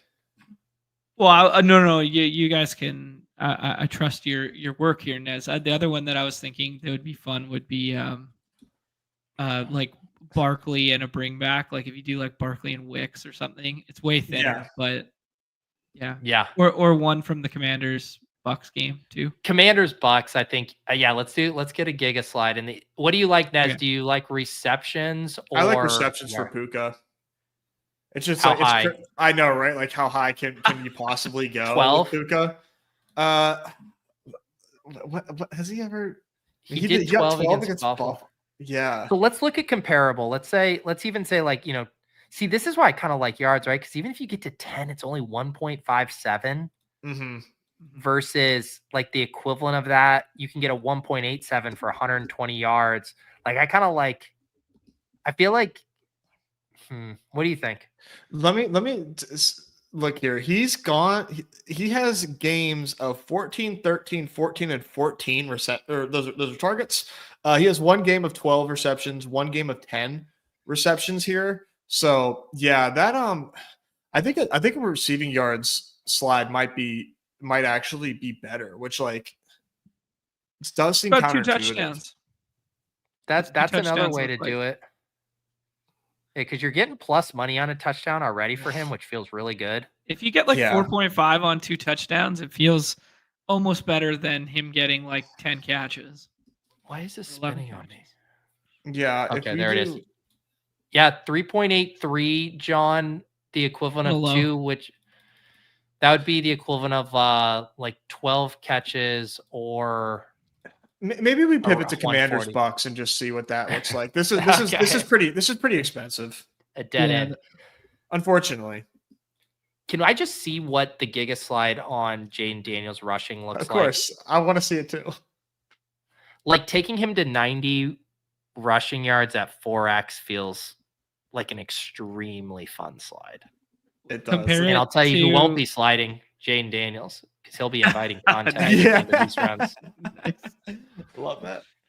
I mean, he had 127 yards rushing in that game against Atlanta. Yeah. He's putting it on the line now. They're going to get the pass rush after him a little bit. He's going to get scrambling. He had 88 against Tampa week 1. There you go. He's going to be juking Vita Vea's ass. What do you want Bucky because we are now Lattimore respecters / fearful? No. We gotta look at Evans. Gotta look at Evans, right? Well, yeah. Let's look at both Evans and Bucky. So Evans, you take to 130 for 4. What if we run it twice? Once with Evans, once with Bucky. Yep. I want to do it. That clean 50x there on that is just. That's fun. That's what the Lord intended. All right, suck it, Lattimore. Actually, just for argument's sake here, I do want to take a look at something on Lattimore real quick. Is he in the pickup lobby? No. He's been hurt and he hasn't played the last 2 weeks, but the 2 weeks prior to being hurt, he was 96% of snaps and 85% of snaps with the team. Okay, so it was either he was all in or all out kind of deal. Wow, they're scared of Bucky. They won't let you slide him higher than 124.5 scrimmage yards. Lattimore full practice too. They'd let us do 139.5 though, which is the same, like pretty equivalent for the I like playing it once through Bucky, once through Evans. Let's do it, man. Yeah. The only other one that I would suggest about these same combinations is if you could do 2 anytime touchdowns for Jaden Daniels, what that slider looks like. Let's see. Wow. Because then I might run it again. 6.22. Yeah. Because then I might run it again with 2 rushing touchdowns. Oh, baby. Well, what you could do is then you could lower the slider. Yeah, you're gonna have to. I think. Yeah. Can you share the Bucky one, please, Pete? Yeah. Just before. Sorry, sometimes I let my hands fly and I. Oh, you're just excited to slide. Excited to slide, Your Honor. I don't know what you want to tell me. What was I going to look at? Yeah, I got to refresh this to get the Evans back.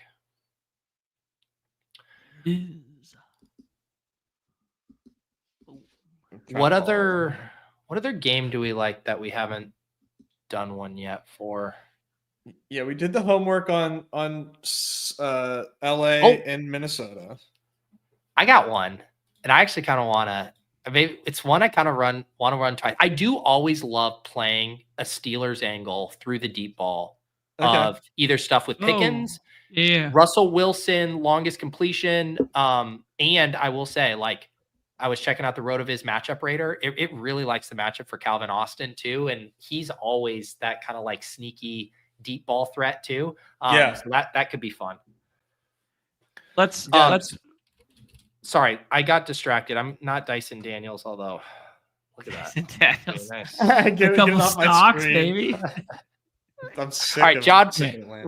John, you wanted 2 anytime touchdowns from Jane Daniels, and maybe like Evans to 119 instead. That's a 55. Yeah, let's do it. Yeah. Okay. All right, there's one more. Win Hoops. They're gonna. These guys are gonna be firing up a separate show that I will not be on, but I will be in attendance for in about 5 or 10 minutes when we wrap up here. Has done 1,000 shows today. I didn't know you did the one with Davis this morning as well. I'm working my ass off over here, buddy. Are you ever, dude? I'm just machine. All right, that's Daniels Evans V2. Okay, where did we say we were going? I already blanked. Steelers. Private chat, boss. Steelers. Man, I am just like seeing through the matrix right now. Okay. I needed that one too. Yeah. So let's quickly look at this. Like all of the thing with the Steelers, and I mean, Nez, like it's always so polarized, right? Where like I love ladders with their passing stuff because it's like 200, it's either like 150 or 300. Like, Yeah. Yeah, exactly. So I think laddering does make sense. With the Russ longest completion, like, 35 and a half, I just feel like is pretty good. I mean, I don't, would you possibly ladder that, or would you just prefer like, what do you think? 14 and a half for Calvin Austin's longest reception. Okay. I think that I want to make sense. Him at 39 and a half. Let's run this a couple ways with a Russ. Okay. And then what do we like on Steelers? Or sorry, Ravens. Well, I like Lamar to just like go nuts. Yeah. Derrick Henry had what's his fantasy 147 points? yards versus them last time too. 22.75. Like so look at this. If you just do fantasy points, so if you do Calvin Austin catches a 40-yard bomb, Russ clears 250, and then Lamar clears fantasy points, that's a 45. Hell yeah. About it. Let's do it. Not to get political. And let's do it, and then let's run it again with Pickens. Yeah. I think every single time the Steelers have been in a primetime game, I've done a Calvin Austin slide of something. I am such a sucker for like it's gonna hit once every 5 games, but I'm telling you, I'm due for one of these. Calvin Austin is the Marvin Mims of my generation. He's definitely the Marvin Mims of the Steelers. Yeah. And he would probably be doing what Marvin Mims is doing if he had Bo Nix as his quarterback. Probably. Sorry, Nez. That's all right. They do have Bo Nix. He's just the backup quarterback. That's right. All right. We're naming this one Pitt Moonballs V1. All right. We're not done. See. We are not done. So what do we like do we like Pickens' longest reception or just slide his yards? Well, let's see what it looks like in terms of, I think it's kind of more fun to slide his yards. I do too, just because the multiplier isn't near as good as Calvin Austin's, and he could do it in more chunk plays. Yeah, right. I mean, that wouldn't surprise me at all if we get Pickens hitting this.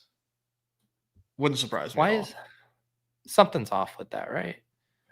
You get docked because it's with yardage from Russ. With Russ, is it docking that much? Like if you remove Russ, like what? Well, I mean, then you'd have to refresh and stuff. Really? Huh? Now do like really Russ. Do Russ completions and see what it looks like.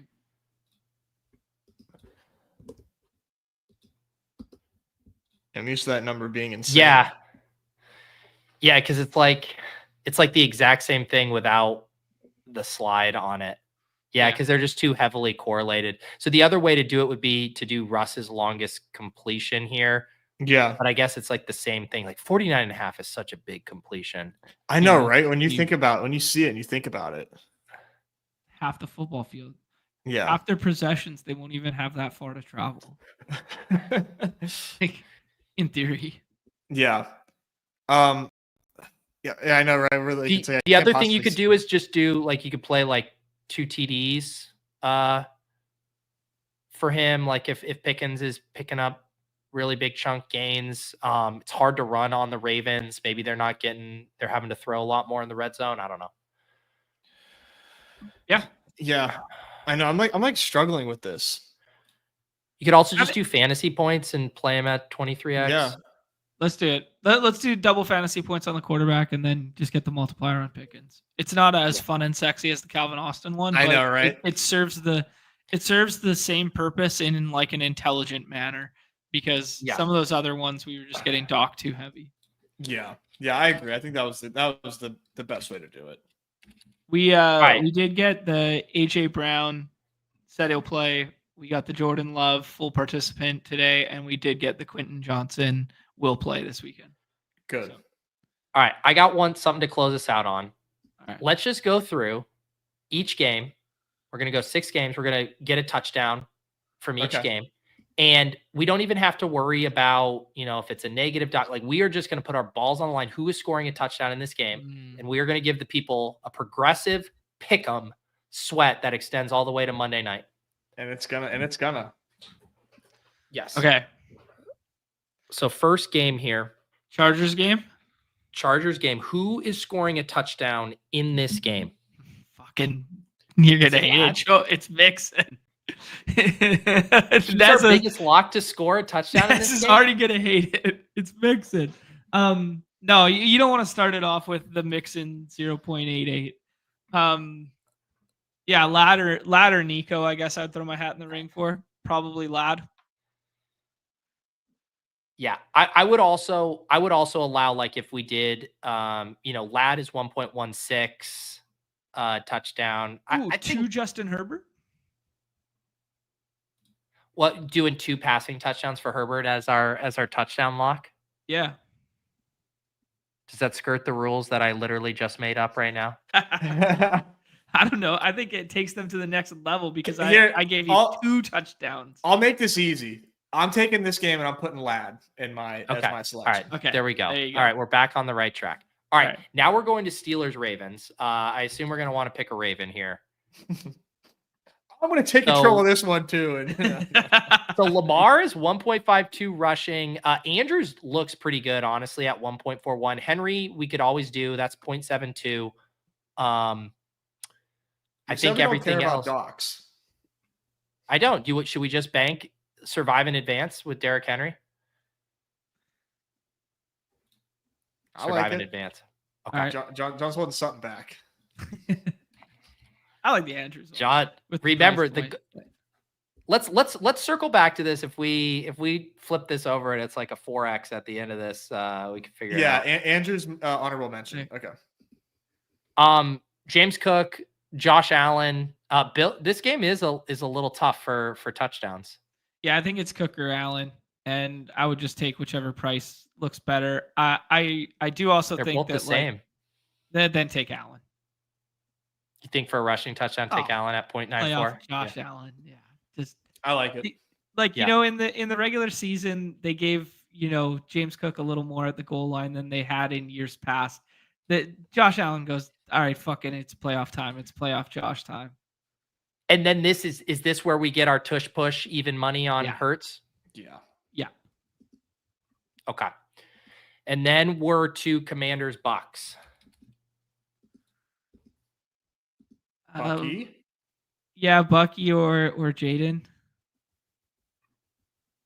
Yeah, I mean, what a heat check. Three rushing touchdowns. 3 rushing quarterbacks. Yeah, that might be a heat check.